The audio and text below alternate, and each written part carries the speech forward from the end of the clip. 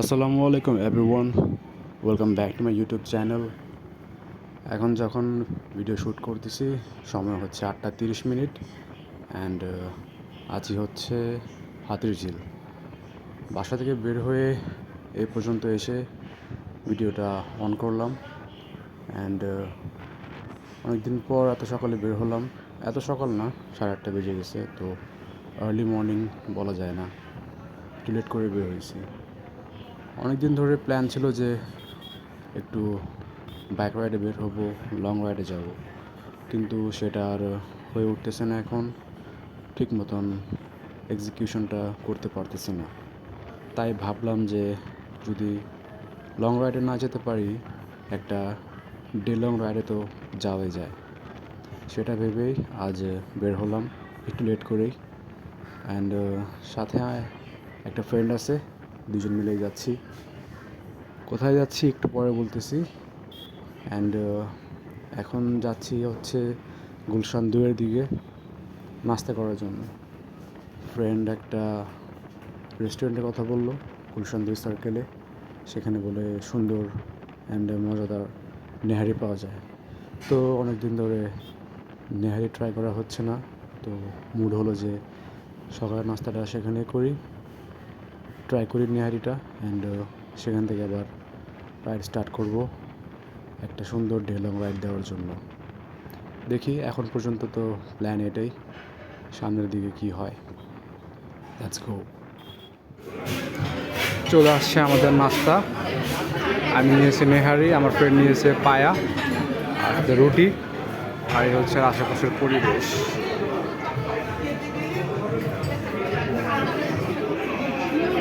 নাস্তা শেষ, এখন চায়ের পালা। অলরাইট, সময় হচ্ছে এখন সকাল 11টা, আর নাস্তা শেষ করে আবার রাইড শুরু করে চলে আসলাম গাজীপুরের কালিয়াকৈরের এখানে। এখনও চন্দ্রা পৌঁছেইনি, এখান থেকে আরও 2-3 কিলো সামনে হচ্ছে চন্দ্রা। অ্যান্ড রাস্তা মোটামুটি ফাঁকাই ছিল, তাই বেশিক্ষণ লাগেনি, খুব অল্প সময় এখানে পৌঁছে গেছি। জাস্ট গাজীপুর চৌরাস্তার একটু আগে অল্প একটু জ্যাম পেয়েছি, এছাড়া রাস্তা সম্পূর্ণই ফাঁকা।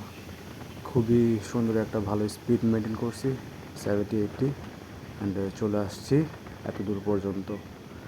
সো এখন বলা যাক যাচ্ছি কোথায়। আজকে ডে লং রাইড হচ্ছে টাঙ্গাইলে। হুট করে প্ল্যান করলাম যে টাঙ্গাইল থেকে একটু ঘুরে আসি। সেখানে 2-1টা জমিদার বাড়ি আছে, একটা অনেক পুরাতন বিখ্যাত মসজিদ আছে, যেটা আমরা 10 টাকার নোটে দেখতে পাই, আগের 10 টাকার নোটে। সো সেখানে যাওয়ার কথা অনেক দিন আগে থেকেই ছিল, বাট যাওয়া হচ্ছিল না আর। সো আজকে হুট করে প্ল্যান করলাম, অ্যান্ড লেটস সি, যাচ্ছি সেখানেই কী হয়। যা কিছু হয় শেয়ার করার ট্রাই করব। অ্যান্ড অনেক দিন পর এই এক্সপ্রেসওয়েতে আবার, ঢাকা টাঙ্গাইল হাইওয়েতে। রাস্তাটা খুবই সুন্দর, খুবই ভালো, অ্যান্ড জ্যাম একদমই নেই, তাই খুবই ভালো লাগছে রাইড করে অনেক দিন পর এখানে এসে। অ্যান্ড আজকে প্রচুর গরম। একটু আগে ওয়েদারে চেক করলাম, তাপমাত্রা দেখাচ্ছে এখনই 35°C। তো মারাত্মক গরম। একটু পরপর থামতেছি অ্যান্ড একটু পানি খাচ্ছি, তা না হলে রাইড করাটা একটু মুশকিল হয়ে যাবে। এখন পর্যন্ত বাইকের রাইড করা হয়েছে আনুমানিক 50 কিলোর মতন। আরও এখান থেকে প্রথম ডেস্টিনেশনটা হচ্ছে আমাদের আরও 30 কিলোর মতন, সেখানে গিয়ে আবার ব্রেক দেব। অ্যান্ড আজকের টোটাল রাইডটা হবে আনুমানিক 250 কিলো, সেটাই ভাবতেছি, সেটাই হতে যাচ্ছে আই থিঙ্ক।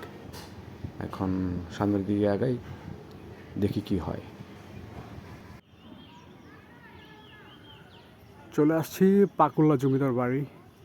এই হচ্ছে জমিদার বাড়িটি, অ্যান্ড এই হচ্ছে চারপাশের পরিবেশ।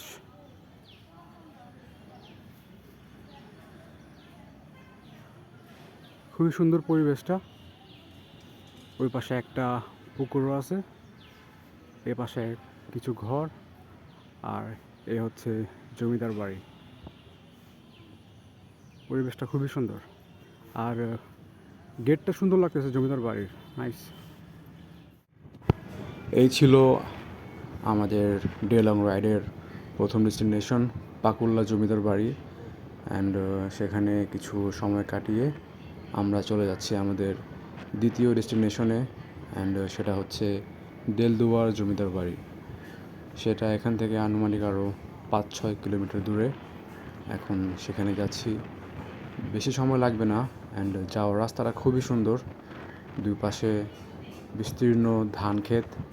অ্যান্ড এতক্ষণ হাইওয়েতে রাইড করছি, ভালোই লাগছে, বাট এখন গ্রামের ভিতর দিয়ে রাইড করতেছি, এটা একটা অন্য রকমের ভালো লাগা কাজ করতেছে। এখন রাস্তার দুই পাশে বিস্তীর্ণ ধান ক্ষেত, দেখতে খুবই সুন্দর লাগতেছে। অ্যান্ড রাস্তাটাও খুবই সুন্দর, দুই পাশে বড় বড় গাছ। অ্যান্ড গাছের কারণে তেমন রোদের তাপও লাগতেছে না, তো তাপমাত্রাটা একটু কমে আসছে। সো সব কিছু মিলিয়ে বলা যায় যে খুবই ভালো লাগতেছে। এখন সামনের দিকে আগাই, দেখি কীরকম হয় দেলদুয়ার জমিদার বাড়ি।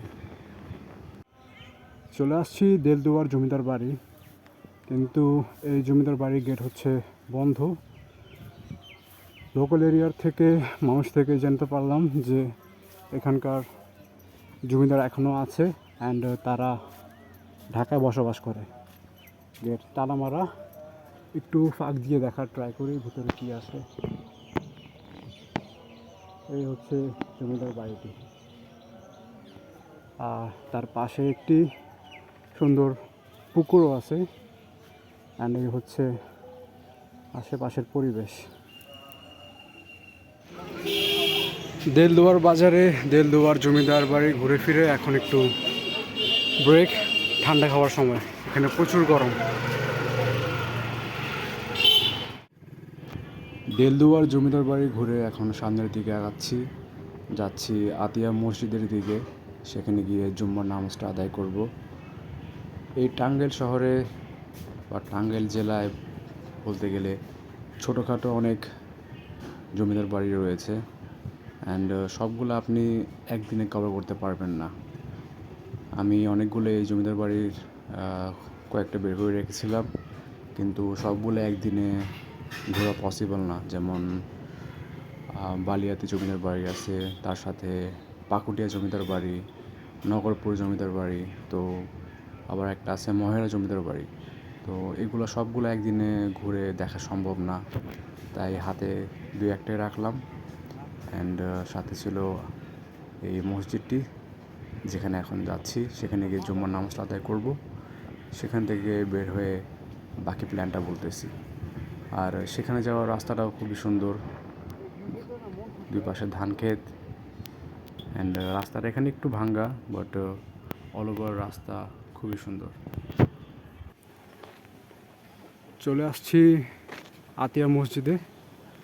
মসজিদটি আসলে খুবই সুন্দর। এখানে আসার কথা ছিল এখন থেকে আরও 2-3 বছর আগে, বাট আসা হয়নি। বাট আজকে হয়ে গেল। অ্যান্ড লাকিলি জুম্মার নামাজটাও পেয়ে গেলাম, জুম্মার নামাজটা পড়লাম, খুব ভালো লাগলো। এ হচ্ছে রাস্তাটা, আর এই হচ্ছে মসজিদটা, খুবই সুন্দর, মাশাআল্লাহ। সময় হচ্ছে এখন দুপুর 2টা। জুম্মার নামাজ শেষ করে বেরিয়ে পড়লাম আতিয়া মসজিদ থেকে। অ্যান্ড এখন যাচ্ছি টাঙ্গাইল শহরের দিকে। সেখানে গিয়ে লাঞ্চ করব। অ্যান্ড টাঙ্গাইল শহরের বিখ্যাত চমচম ট্রাই করব, চমচম আর দইটা ট্রাই করব। অনেক দিন ধরে ইচ্ছা ছিল যে টাঙ্গাইলের চমচম আর দইটা ট্রাই করার। সো ইনশাল্লাহ আজকে সেটাও হয়ে যাবে। অ্যান্ড রাস্তার কথা তো আগেই বলছি, খুবই সুন্দর রাস্তা, মনোরম দৃশ্য, সেটা দেখে আস্তে আস্তে রাইড করতেছি, রাস্তাটা উপভোগ করতেছি। অ্যান্ড রাস্তার দুই পাশেই সুন্দর ধান ক্ষেত, গাছগুলোর উপরে আম অ্যান্ড কাঁঠাল ঝুলে আছে। সো দেখে খুবই সুন্দর লাগতেছে। আর গ্রামের রাস্তার উপরে ধান শুকাচ্ছে। গ্রামের রাস্তাগুলোতে এগুলা কমন ব্যাপার, তো এগুলা কিছু বলার নেই।